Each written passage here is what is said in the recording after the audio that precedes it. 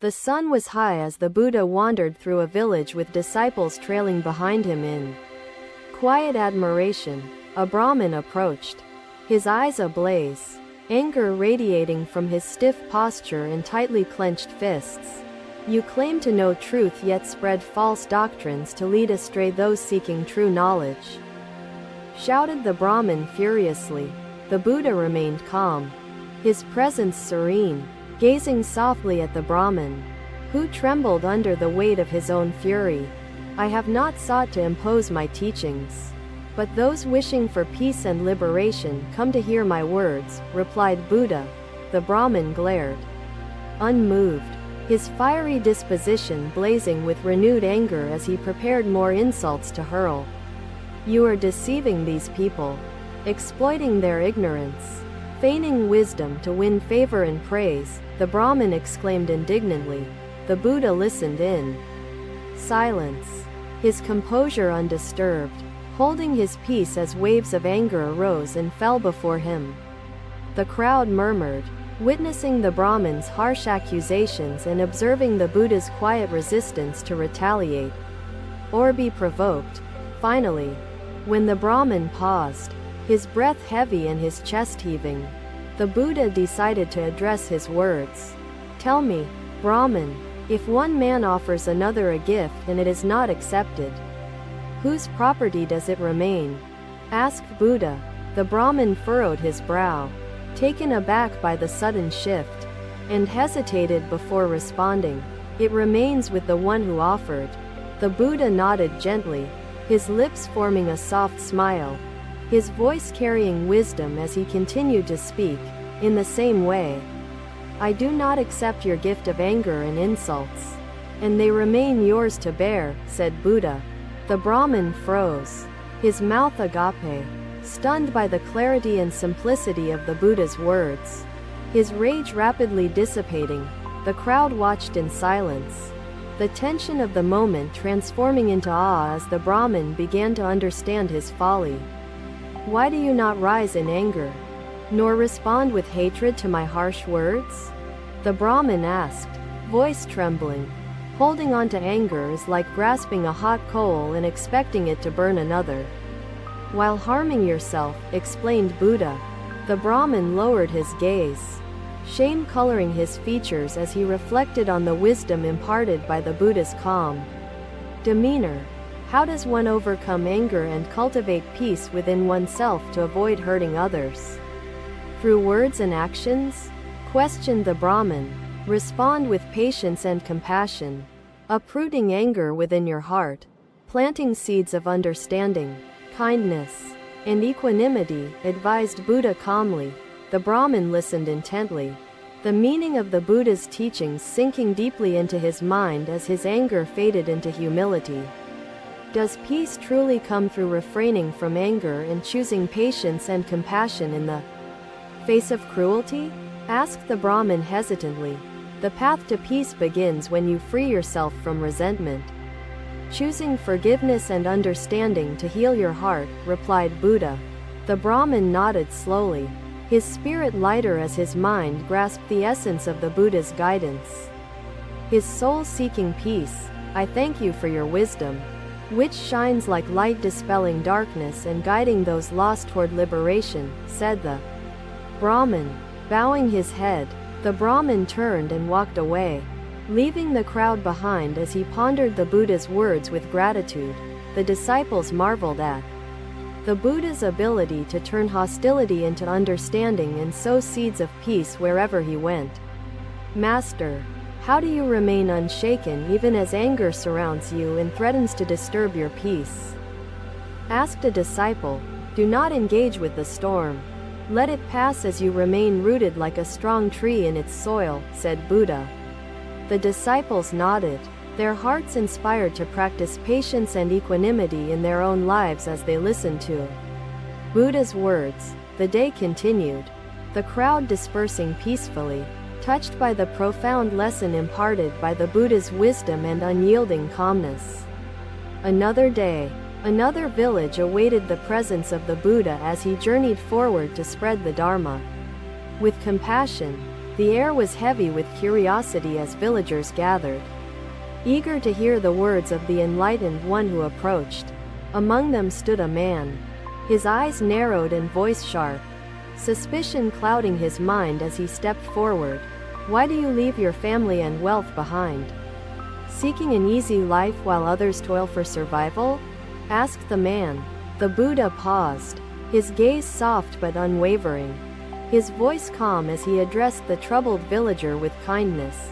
"I left behind not ease but burden, not abundance but chains, seeking not escape but understanding and freedom," replied Buddha.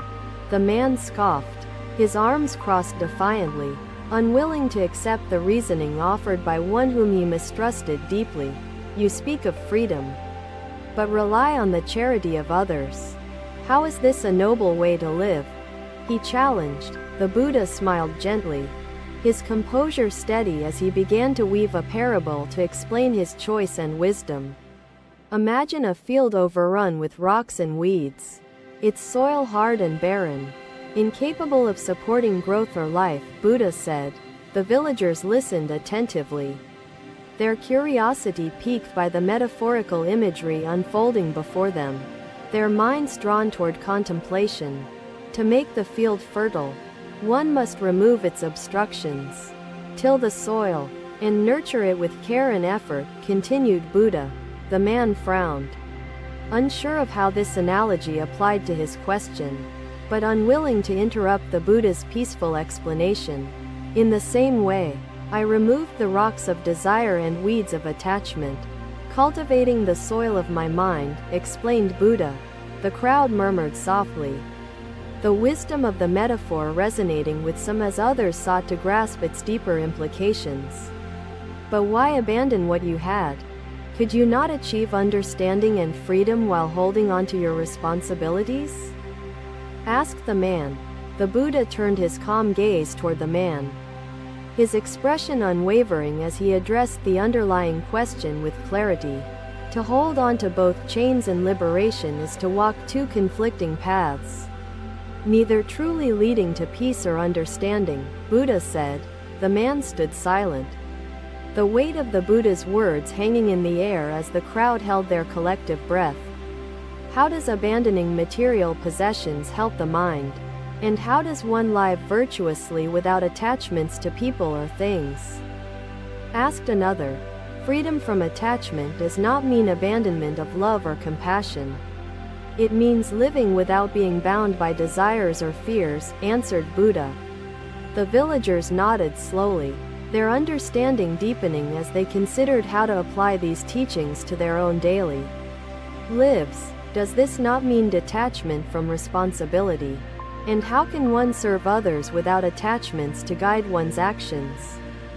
Asked a third. True service arises not from attachment, but from understanding and compassion, which flow unimpeded when freed from selfish desires, Buddha explained. The man who first questioned the Buddha felt his suspicion waver, his mind grappling with the profound truths being shared openly. Is it possible to balance detachment and responsibility without renouncing the world? And can anyone follow this path effectively? He inquired. While my path may not be suited for all, the principles of detachment, compassion, and mindfulness are accessible to everyone, said Buddha.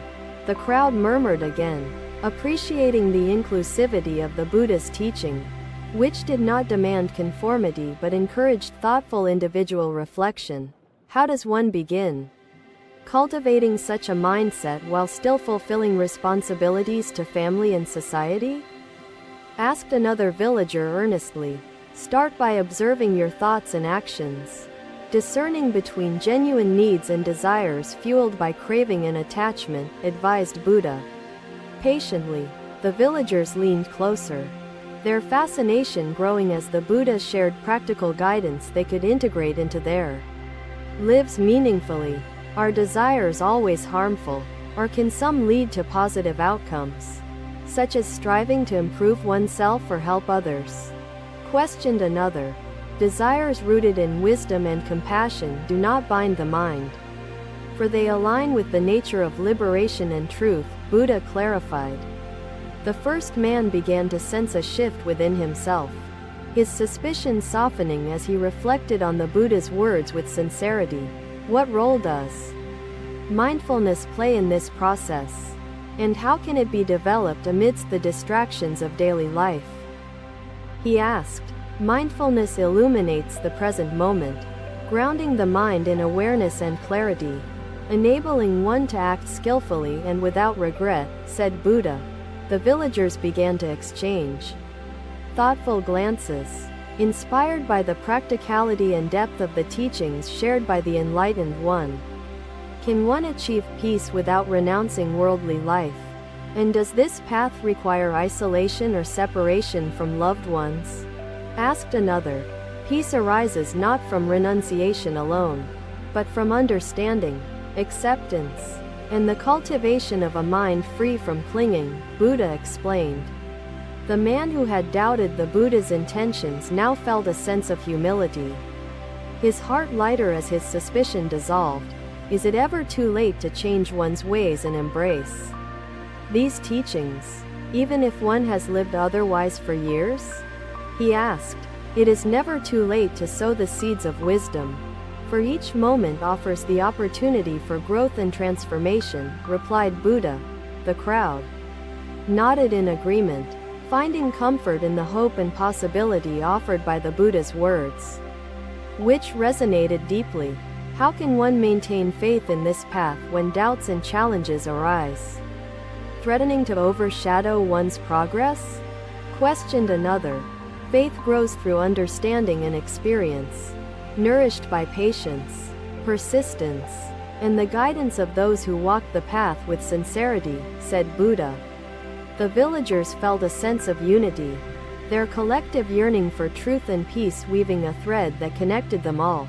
The first man, humbled and inspired, stepped forward and bowed before the Buddha, his voice sincere as he spoke softly. I thank you for your wisdom and patience, which have opened my eyes and heart to possibilities I had not imagined, he said. The Buddha smiled gently, his compassion evident as he encouraged the man to continue seeking understanding and cultivating peace within himself. The villagers dispersed gradually, their hearts lighter and their minds enriched by the profound lessons they had witnessed and absorbed. Another day, another group of seekers gathered under the shade of the Bodhi tree where the Buddha sat in meditation. His disciples surrounded him, eager to learn from the enlightened master whose wisdom offered clarity to those facing life's challenges. Among them appeared a wandering ascetic, his face rigid, his eyes piercing, his voice filled with accusations as he approached. You distort tradition and dilute ancient truths, misleading others with teachings that serve only to elevate your arrogance, declared the ascetic. The Buddha remained unshaken, his equanimity undisturbed, his presence radiating compassion as he turned his gentle gaze toward the ascetic. The disciples exchanged glances, some troubled by the hostility while others trusted the Buddha's calmness to transform the confrontation into wisdom. Do you truly believe that I abandon tradition? And do you find fault in the words I offer freely to all? Asked Buddha. The ascetic's expression hardened further, his stance unwavering as he spoke again, accusing the Buddha of arrogance and disrespect toward sacred teachings. You twist the sacred into your own philosophy, robbing tradition of its essence to feed your own ambitions, he said firmly. The Buddha paused, his gaze soft yet steady, inviting the ascetic's words without reacting defensively or allowing anger to cloud his mind. If one man gifts another a beautifully wrapped box, claiming it contains riches, but it holds only stones, what happens? Asked Buddha. The ascetic frowned, puzzled by the sudden question, yet unable to ignore the curiosity that drew his mind to consider its meaning. Such a gift would be returned, for it carries no value to the one receiving it, replied the ascetic cautiously. The Buddha nodded, his voice calm and deliberate as he began to illuminate the path of handling criticism with clarity and equanimity. When faced with criticism, examine it closely. If it holds wisdom, accept it as a treasure to guide your actions, said Buddha. The disciples listened intently, their hearts inspired by the practical lesson unfolding as the Buddha addressed criticism with deliberate understanding. But if it is empty, return it to the sender, knowing it has no power to disturb your peace, Buddha continued. The ascetic lowered his gaze, his rigid posture softening as the Buddha's words began to dissolve the layers of hostility within. How does one discern the difference between criticism containing wisdom and criticism born from ignorance or malice? Asked a disciple earnestly. Listen without attachment or defensiveness, observing the intention and content of the words, seeking truth rather than reacting impulsively, advised Buddha. The disciples nodded, their minds absorbing the advice with sincerity as they reflected on its application within their own daily experiences. Does rejecting empty criticism mean ignoring those who speak with anger? And does equanimity require silence in such situations? Asked another. Respond to anger with patience and kindness, offering clarity through understanding while refraining from reacting with hostility, replied Buddha. The ascetic felt his anger begin to waver, his thoughts turning inward as he considered the Buddha's wisdom with a quiet mind. But does equanimity mean allowing harm to others without defending or addressing it? Questioned another disciple thoughtfully. Equanimity does not mean passivity. It means responding skillfully, acting with compassion and wisdom while remaining rooted in peace, explained Buddha. The ascetic's eyes softened, his breath steadying as the weight of his hostility began to lift, replaced by curiosity and humility. How does one cultivate equanimity when anger arises so quickly, overshadowing the mind's ability to think clearly? Asked a disciple. Practice mindfulness, observing emotions without judgment, allowing them to pass like clouds, leaving the sky of your mind clear and expansive, said Buddha. The disciples felt inspired, their hearts moved by the practicality and depth of the teachings imparted by the Buddha's serene presence. Can anyone truly master equanimity, or does it require extraordinary effort and devotion to achieve? Asked another disciple hesitantly. Equanimity grows through consistent practice, nourished by patience, reflection, and the intention to free oneself from suffering, replied Buddha encouragingly. The ascetic stepped closer, his voice softer now as he posed a question born not of anger but sincere curiosity. Is equanimity alone sufficient for liberation, or must it be accompanied by other qualities to complete the path? He asked. Equanimity is a cornerstone, balanced by compassion, wisdom, and mindfulness, which together form the foundation for liberation, said Buddha. The disciples and the ascetic alike felt the interconnectedness of the teachings, their minds expanding as they grasped the harmony within. What role does forgiveness play in cultivating equanimity? And how does one practice forgiveness toward those who repeatedly cause harm? Asked another. Forgiveness frees the heart, allowing equanimity to flourish, removing the chains of resentment that bind us to suffering, replied Buddha patiently.